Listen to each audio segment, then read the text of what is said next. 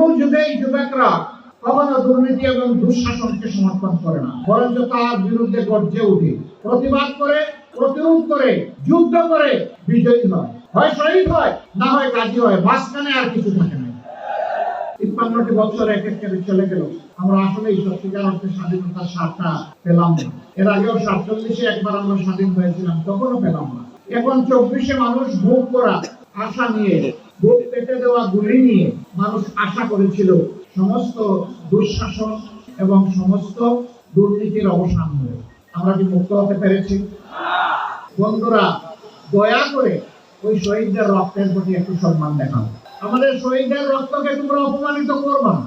আল্লাহ আমাদেরকে যে নিয়ামত এবং রিজিক দিয়েছেন, আমরা ভাগ বাটোয়ারা করে খাবো। তবুও তোমরা চাঁদাবাজি ছেড়ে দাও, দখল বাণিজ্য ছেড়ে দাও, তোমরা মানুষকে কষ্ট দিও না।